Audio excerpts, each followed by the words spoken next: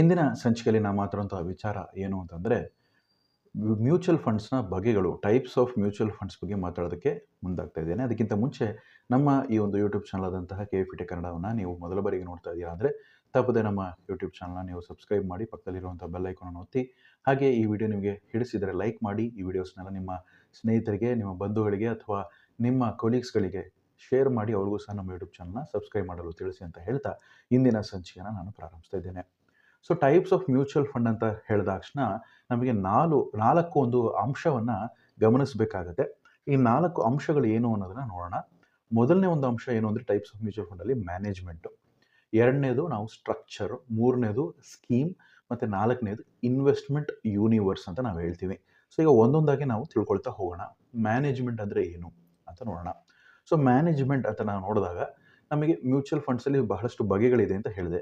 ಒಂದು ಉದಾಹರಣೆ ತಗೊಳ್ಳೋಣ. ಎಕ್ವಿಟಿ ಮ್ಯೂಚುವಲ್ ಫಂಡನ್ನು ತಗೊಳ್ಳೋಣ. ಸೊ ಎಕ್ವಿಟಿ ಅಂತಂದರೆ ಏನು ಅಂದರೆ ಒಂದು ಕಂಪನಿಯ ಶೇರ್ಗಳ ಮೇಲೆ ಹೂಡಿಕೆ ಮಾಡುವಂಥ ಒಂದು ಫಂಡ್ ಏನಿದೆ ಅದನ್ನು ನಾವು ಎಕ್ವಿಟಿ ಮ್ಯೂಚುವಲ್ ಫಂಡ್ ಅಂತ ನಾವು ಹೇಳ್ತೀವಿ. ಇದರಲ್ಲಿ 2 ಬಗೆ ಇದೆ. ಒಂದನ್ನು ನಾವು ಆ್ಯಕ್ಟಿವ್ ಫಂಡ್, ಇನ್ನೊಂದನ್ನು ಪ್ಯಾಸಿವ್ ಫಂಡ್ ಅಂತ ಹೇಳ್ತೀವಿ. ಸರಿ, ಆ್ಯಕ್ಟಿವ್ ಫಂಡ್ ಅಂದರೆ ಏನು ಅಂತ ನೋಡೋಣ. ಆ್ಯಕ್ಟಿವ್ ಫಂಡ್ ಅಂದರೆ ಒಂದು ನಿರ್ದಿಷ್ಟ ಅವಧಿಗೆ ನೀವು SIP ಮೂಲಕ ಅಂದರೆ ತಿಂಗಳಿಗೆ ಕಂತಿನ ರೂಪದಲ್ಲಿ ನೀವು 5 ವರ್ಷಕ್ಕೋ 10 ವರ್ಷಕ್ಕೋ 15 ವರ್ಷಕ್ಕೋ ನಿಮ್ಮ ಆರ್ಥಿಕ ಗುರಿ ಏನಿದೆ, ಫೈನಾನ್ಷಿಯಲ್ ಗೋಲ್ ಏನಿದೆ ಅದನ್ನು ಈಡೇರಿಸಿಕೊಳ್ಳಲು ಹೂಡಿಕೆ ಮಾಡ್ತಾ ಇದ್ದೀರಾ ಅಂತಂದರೆ ಅದನ್ನು ನಾವು ಈ ಒಂದು ಸಿಸ್ಟಮ್ಯಾಟಿಕ್ ಇನ್ವೆಸ್ಟ್ಮೆಂಟ್ ಪ್ಲ್ಯಾನ್ ಅಂತ ಹೇಳ್ತೀವಿ ಮ್ಯೂಚುವಲ್ ಫಂಡಲ್ಲಿ. ಸರಿ, ಯಾವುದೋ ಒಂದು ಬೋನಸ್ ಬಂದಿದೆ ಅಥವಾ ಎಲ್ಲೊಂದು ಕಡೆ ಲಂಸಮಾಗಿ ಒಂದು ಹಣ ಇದೆ, ಅದನ್ನು ಎಲ್ಲೊಂದು ಕಡೆ ಹೂಡಿಕೆ ಮಾಡಬೇಕು, ಒಳ್ಳೆ ರಿಟರ್ನ್ಸ್ ಕೊಡಬೇಕು ಅಂತಂದರೆ ನಾವು ಲಂಸಮ್ ಆಯ್ಕೆ ಮೂಲಕ ಮ್ಯೂಚುವಲ್ ಫಂಡಲ್ಲಿ ಹೂಡಿಕೆ ಮಾಡ್ತೀವಿ. ಸರಿ, ಈ ಹೂಡಿಕೆ ಮಾಡುವಂಥ ಒಂದು SIP ಆಗಿರಲಿ ಅಥವಾ ಲಂಸಮ್ ಆಗಿರಲಿ, ಆ್ಯಕ್ಟಿವ್ ಫಂಡಲ್ಲಿ ಏನಾಗುತ್ತೆ ಅಂದರೆ ಒಬ್ಬ ಫಂಡ್ ಮ್ಯಾನೇಜರ್ ಅಂತ ಇರ್ತಾನೆ. ಅಸೆಟ್ ಮ್ಯಾನೇಜ್ಮೆಂಟ್ ಕಂಪನಿ ಅದನ್ನು ಇಟ್ಕೊಂಡಿರುತ್ತೆ. ಆ ಒಂದು ಫಂಡ್ ಮ್ಯಾನೇಜರ್ ನಿಮ್ಮ ಹಣವನ್ನು ತೊಗೊಂಡು ಬೇರೆ ಬೇರೆ ಹಣಕಾಸಿನ ಯಂತ್ರಗಳಲ್ಲಿ, ಅದರಲ್ಲೂ ಮುಖ್ಯವಾಗಿ ಇಕ್ವಿಟೀಸ್ಗಳಲ್ಲಿ, ಕಂಪನಿಗಳ ಶೇರ್ಸ್ಗಳಲ್ಲಿ ಹಾಕಿದ್ರೆ ಅದನ್ನು ಇಕ್ವಿಟಿ ಫಂಡ್ ಅಂತ ಹೇಳ್ತೀವಿ. ಅದೇ ರೀತಿ ಇಕ್ವಿಟಿ ಫಂಡಲ್ಲಿ ಹೆಚ್ಚಿನ ಪ್ರಮಾಣದಲ್ಲಿ, ಹೆಚ್ಚಿನ ಶೇಕಡದಷ್ಟು ಆತ ಕಂಪನಿಯ ಶೇರ್ಗಳಲ್ಲಿ ತೊಡಗಿಸ್ಕೊಂಡಿರ್ತಾನೆ ಅನ್ನುವಂಥ ವಿಚಾರ. ಸೊ ಆ್ಯಕ್ಟಿವ್ ಫಂಡ್ ಅಂದರೆ ಇದು. ಪ್ಯಾಸಿವ್ ಫಂಡ್ ಅಂದರೆ ಏನು? ಸೊ ಪ್ಯಾಸಿವ್ ಫಂಡಿಗೆ ಉದಾಹರಣೆ ನಾವು ಇಂಡೆಕ್ಸ್ ಫಂಡ್ ಅಂತ ಹೇಳ್ತೀವಿ. ನಮ್ಮ ದೇಶದಲ್ಲಿ 2 ಇಂಡೆಕ್ಸ್ ಇದೆ. ಒಂದು ನಿಫ್ಟಿ ಅಂತ ಹೇಳಲಾಗುತ್ತೆ, ಇನ್ನೊಂದು ಸೆನ್ಸೆಕ್ಸ್ ಅಂತ ಹೇಳ್ತೀವಿ. ಸೊ ನಿಫ್ಟಿ ಅನ್ನೋದು NSE ಮೂಲಕ ಅಥವಾ ನ್ಯಾಷನಲ್ ಸ್ಟಾಕ್ ಎಕ್ಸ್ಚೇಂಜಿನ ಮೂಲಕ ಬರುವಂಥ ಒಂದು ಇಂಡೆಕ್ಸ್. ಇಂಡೆಕ್ಸ್ ಅಂದರೆ ಏನು? ಟಾಪ್ 50 ಕಂಪನಿಯ ಒಂದು ಮಾಹಿತಿ ನೀಡುವಂಥ ಒಂದು ಇಂಡೆಕ್ಸ್ ಅಂತ ನಾವು ಹೇಳ್ತೀವಿ. ಅದೊಂದು ರ್ಯಾಂಕಿಂಗ್ ಸಿಸ್ಟಮ್, ರ್ಯಾಂಕಿಂಗ್ ಪಟ್ಟಿ ಅಂತಲೇ ಹೇಳ್ಬೋದು.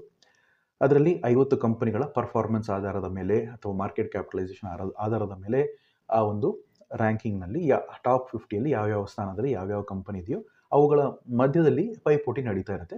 ಸೊ ಅದರ ಒಟ್ಟು ಮೊತ್ತ ಒಂದು ಗುಚ್ಛ ಅಂತ ನಾವೇನು ಕರಿತೀವಿ ಅದನ್ನು ನಾವು ಇಂಡೆಕ್ಸ್ ಅಂತ ಹೇಳ್ತೀವಿ. ಅದರಲ್ಲಿ ನಾವು ನಿಫ್ಟಿ ಅಂತ ಕರಿತೀವಿ. ಸೊ ಈ ನಿಫ್ಟಿಯಲ್ಲಿ ಹೂಡಿಕೆ ಮಾಡೋದನ್ನು ಇಂಡೈರೆಕ್ಟಾಗಿ ಇಂಡೆಕ್ಸಲ್ಲಿ ಹೂಡಿಕೆ ಮಾಡೋದು ಅಂತ ಹೇಳ್ಬೋದು. ಇದನ್ನು ನಾವು ಇಂಡೆಕ್ಸ್ ಫಂಡ್ ಅಂತ ಹೇಳ್ತೀವಿ. ಇದಕ್ಕೆ ಯಾವುದೇ ರೀತಿ ಫಂಡ್ ಮ್ಯಾನೇಜರ್ ಅವಶ್ಯಕತೆ ಇಲ್ಲ. ನಿಫ್ಟಿಯ ಏರಿಳಿತಕ್ಕೆ ಅನುಗುಣವಾಗಿ ಈ ಫಂಡಿನ ರಿಟರ್ನ್ಸ್ನಲ್ಲಿ ಸಹ ವ್ಯತ್ಯಾಸಗಳಿರುತ್ತೆ ಅನ್ನುವಂಥ ವಿಚಾರ. ಸೊ ಸೆನ್ಸೆಕ್ಸ್ ಅಂತಂದ್ರೆ ಏನು? ಸೆನ್ಸೆಕ್ಸ್ ಅಂದರೆ ನಾವು ಬಾಂಬೆ ಸ್ಟಾಕ್ ಎಕ್ಸ್ಚೇಂಜಲ್ಲಿ ಸೆನ್ಸೆಕ್ಸ್ ಅಂತಂದರೆ ಟಾಪ್ 30 ಶೇರ್ಗಳು ಏನಿದೆ ಅದರ ಒಂದು ಮಾಹಿತಿ ಹಂಚುವಂಥದ್ದು ಏನು ಅಂದರೆ ಇದು ಸೆನ್ಸೆಕ್ಸ್ ಅಂತ ನಾವು ಹೇಳ್ತೀವಿ. ಸೊ ಈ ಥರ ನಿಫ್ಟಿ ಮತ್ತು ಸೆನ್ಸೆಕ್ಸ್ಗೆ ಸಂಬಂಧಪಟ್ಟಂಥ ಒಂದು ಮಾಹಿತಿ ನಿಮಗೆ ಹೇಳಿದೆ. ಸೊ ಈಗ ನಾವು ನೆಕ್ಸ್ಟ್ ಹಂತಕ್ಕೆ ಹೋಗೋಣ. ಅದೇನು ಅಂತಂದರೆ ಸ್ಟ್ರಕ್ಚರ್. ಸೊ ಒಂದು ಮ್ಯೂಚುವಲ್ ಫಂಡಿನ ಸ್ಟ್ರಕ್ಚರ್ ಏನು? ಅದರಲ್ಲಿ ಮುಖ್ಯವಾಗಿ 3 ಬಗೆಯಾದಂಥ ಮ್ಯೂಚುವಲ್ ಫಂಡ್ಸ್ಗಳಿರ್ತವೆ. ಒಂದನ್ನು ನಾವು ಓಪನ್ ಎಂಡೆಡ್ ಫಂಡ್ ಅಂತ ಹೇಳ್ತೀವಿ, ಎರಡನೇದನ್ನು ನಾವು ಕ್ಲೋಸ್ ಎಂಡೆಡ್ ಫಂಡ್ ಅಂತೀವಿ, ಮೂರನೇದನ್ನು ನಾವು ಇಂಟರ್ವಲ್ ಫಂಡ್ ಅಂತ ಹೇಳ್ತೀವಿ. ಸರಿ, ಈಗ ಒಂದೊಂದೇ ತಿಳ್ಕೊಳ್ಳೋಕ್ಕೆ ಹೋಗೋಣ. ಓಪನ್ ಎಂಡೆಡ್ ಫಂಡ್ ಅಂದರೆ ಏನು? ಸೊ ಓಪನ್ ಎಂಡೆಡ್ ಫಂಡಲ್ಲಿ ಇದರ ಒಂದು ಎಂಡ್ ಏನಿದೆ ಅದನ್ನು ಫಿಕ್ಸ್ ಆಗಿರೋದಿಲ್ಲ ಅನ್ನೋಂಥ ವಿಚಾರ. ಯಾರು ಬೇಕಾರೋ ಖರೀದಿ ಮಾಡ್ಬೋದು, ಮಾರಾಟ ಮಾಡ್ಕೊಬೋದು ಈ ಒಂದು ಮ್ಯೂಚುವಲ್ ಫಂಡಿನ ಮೂಲಕ ಅನ್ನುವಂಥ ವಿಚಾರ. ಅದೇ ಕ್ಲೋಸ್ ಎಂಡೆಡ್ ಫಂಡ್ ಅಂತಂದರೆ ಏನು ಅಂದರೆ ಇದಕ್ಕೆ ನಿರ್ದಿಷ್ಟವಾದಂಥ ಒಂದು ಅವಧಿ ಇರುತ್ತೆ. ಅಂದರೆ ಈ ಒಂದು ಫಂಡಿನಲ್ಲಿ ನೀವು ಹಣವನ್ನು ತೊಡಗಿಸ್ಕೊಂಡಿದ್ದೀರಾ ಅಂದರೆ ಇಷ್ಟು ವರ್ಷಗಳವರೆಗೆ ಲಾಕ್ ಇನ್ ಇರುತ್ತೆ. ಅದಕ್ಕಿಂತ ಮೀರಿ ಅಥವಾ ಅದಕ್ಕಿಂತ ಮುಂಚೆ ನೀವು ಹಣವನ್ನು ಹೊರಗಡೆ ಬಿಡಿಸ್ಕೊಳ್ಳೋದಕ್ಕೆ ಆಗೋದಿಲ್ಲ.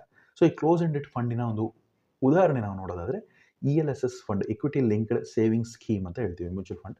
ಇದು ಟ್ಯಾಕ್ಸ್ ಬೆನಿಫಿಟಿಗೋಸ್ಕರ ಟ್ಯಾಕ್ಸ್ ಸೇವರ್ ಮ್ಯೂಚುವಲ್ ಫಂಡ್ ಅಂತ ಸಹ ಹೇಳ್ತಾರೆ. ಸೊ ಇದರಲ್ಲಿ ನಿಮಗೆ ಲಾಕ್ ಇನ್ ಅಂತ ಇರುತ್ತೆ, 3 ವರ್ಷದ ಲಾಕ್ ಇನ್ ಇರುತ್ತೆ. ಸೊ 3 ವರ್ಷದವರೆಗೆ ನೀವು ಹಣವನ್ನು ಹಾಕಿರ್ತೀರಲ್ವ, ತೆಗೆಯೋ ಹಾಗೆ ಇಲ್ಲ. ಸೊ ಅದಕ್ಕೆ ಇದನ್ನು ಒಂದು ಕ್ಲೋಸ್ ಎಂಡೆಡ್ ಫಂಡ್ ಅಂತ ನಾವು ಕರಿಬೋದು.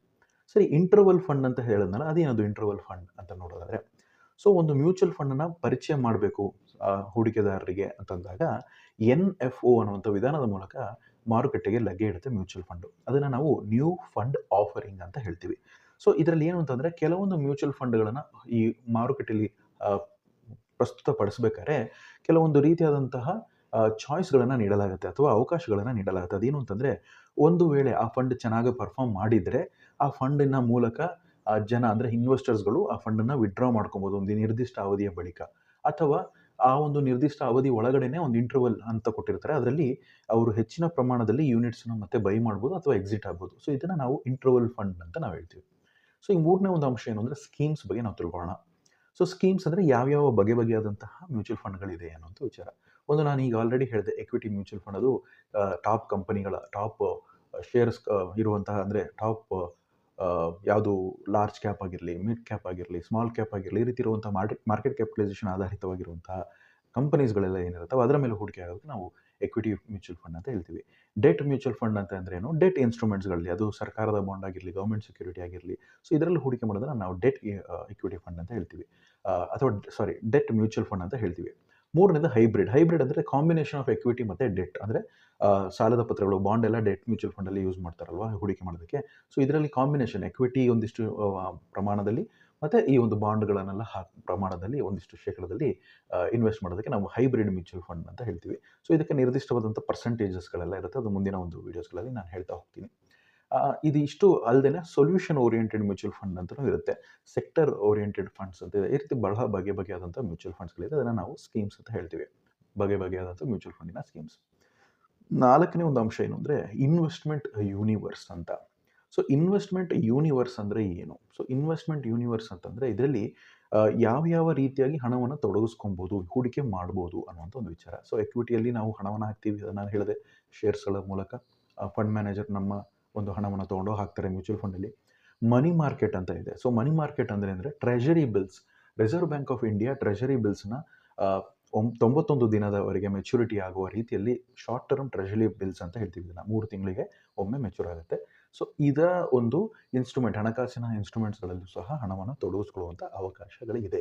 ಸೊ ಇದನ್ನು ಟಿ ಬಿಲ್ಸ್ ಅಂತ ನಾವು ಹೇಳ್ತೀವಿ. ಲಿಕ್ವಿಡ್ ಫಂಡ್ಸ್ಗಳು ಜಾಸ್ತಿ ಈ ಒಂದು ಟ್ರೆಷರಿ ಬಿಲ್ಸ್ ಅಥವಾ ಮನಿ ಮಾರ್ಕೆಟ್ ಫಂಡ್ಸ್ಗಳಲ್ಲಿ ಯೂಸ್ ಮಾಡ್ಕೊಳ್ಳಾಗುತ್ತೆ ಅನ್ನುವಂಥ ವಿಚಾರ. ಮತ್ತು ಫಿಕ್ಸ್ಡ್ ಇನ್ಕಮ್ ಮ್ಯೂಚುವಲ್ ಫಂಡ್ಸ್ಗಳಿದ್ದಾವೆ, ಸ್ಕೀಮ್ಸ್ಗಳಿದ್ದಾವೆ. ಸಿಸ್ಟಮ್ಯಾಟಿಕ್ ವಿತ್ಡ್ರಾವಲ್ ಪ್ಲಾನ್ ಮೂಲಕ ನೀವು ಫಿಕ್ಸ್ಡ್ ಆಗಿ ಒಂದಿಷ್ಟು ಹಣವನ್ನು ಹೊರಗೆ ತೆಗಿಬೋದು ಅನ್ನುವಂಥ ವಿಚಾರ. ಆಮೇಲೆ ಬಂಗಾರದಲ್ಲಿ ಹೂಡಿಕೆ ಮಾಡೋದು ಸಹ ಇದೆ. ಸೊ ಬಂಗಾರದ ಮ್ಯೂಚುವಲ್ ಫಂಡ್ಸಿನಲ್ಲಿ ಸಹ ನೀವು SIP ಅಥವಾ ಲಂಸಮ್ ಆಗಿ ನೀವು ಇನ್ವೆಸ್ಟ್ ಮಾಡ್ಕೊಬೋದು ಅನ್ನೋಂಥ ವಿಚಾರ. ಮತ್ತು ಅಂತಾರಾಷ್ಟ್ರೀಯವಾಗಿ ಮ್ಯೂಚುವಲ್ ಫಂಡಲ್ಲಿ ಸಹ ಹೂಡಿಕೆ ಮಾಡ್ಬೋದು. ಅದನ್ನು ನಾವು ಇಂಟರ್ನ್ಯಾಷನಲ್ ಮ್ಯೂಚುವಲ್ ಫಂಡ್ ಅಂತ ಸಹ ನಾವು ಹೇಳ್ತೀವಿ ಅನ್ನೋಂಥ ವಿಚಾರ. ಇಲ್ಲಿ ನಾವು ಒಂದು ಅಂಶವನ್ನು ನಾವು ಗಮನಿಸಬೇಕು. ಅದೇನು ಅಂತಂದರೆ, ಈ ಎಲ್ಲ ಮ್ಯೂಚುವಲ್ ಫಂಡ್ಸ್ಗಳಲ್ಲೂ ಸಹ ಎಕ್ಸಿಟ್ ಲೋಡ್ ಅಂತ ಇರುತ್ತೆ, ಎಕ್ಸ್ಪೆನ್ಸ್ ರೇಷಿಯೋ ಅಂತ ಇರುತ್ತೆ. ಅದನ್ನೆಲ್ಲ ನಾವು ಗಮನಿಸಬೇಕಾಗುತ್ತೆ. ಸೊ ಮ್ಯೂಚುವಲ್ ಫಂಡ್ಸಿನ ಬಗ್ಗೆ ಸುವಿಸ್ತಾರವಾಗಿ ಅದು ನಾವು ನಿಖರವಾಗಿ ಕೆಲವೊಂದು ಬೇಸಿಸಿನ ಮೇಲೆ, ಆಧಾರದ ಮೇಲೆ ನಾನು ಹೇಳಿದ್ನಲ್ಲ, ಈ ಒಂದು ಮ್ಯಾನೇಜ್ಮೆಂಟ್ ಮತ್ತು ಸ್ಟ್ರಕ್ಚರ್ ಮತ್ತು ಸ್ಕೀಮ್ ಮತ್ತು ಇನ್ವೆಸ್ಟ್ಮೆಂಟ್ ಯೂನಿವರ್ಸಿಗೆ ಅನುಗುಣವಾಗಿ ಹೂಡಿಕೆಯನ್ನು ಮಾಡಲಾಗುತ್ತೆ ಅನ್ನುವಂಥ ವಿಚಾರ. ಈ ಮಾಹಿತಿ ತಮಗೆ ಹೇಳಿಸಿದರೆ ಲೈಕ್ ಮಾಡಿ. ಇನ್ನೂ ಮುಂದಿನ ದಿನಗಳಲ್ಲಿ ಹಲವಾರು ಮಾಹಿತಿನ ಮ್ಯೂಚುವಲ್ ಫಂಡಿಗೆ ಸಂಬಂಧಪಟ್ಟಂತೆ, ಶೇರ್ ಮಾರ್ಕೆಟಿಗೆ ಸಂಬಂಧಪಟ್ಟಂತೆ, ಇನ್ವೆಸ್ಟಿಂಗಿಗೆ ಸಂಬಂಧಪಟ್ಟಂತೆ ಹಂಚ್ಕೊಳ್ಲಿದ್ದೇನೆ ಅಂತ ಹೇಳ್ತಾ ಮುಂದಿನ ಸಂಚಿಕೆಯಲ್ಲಿ ಭೇಟಿ ಮಾಡೋಣ. ಧನ್ಯವಾದಗಳು. ನಿಮ್ಮ ಸಂದೇಶ.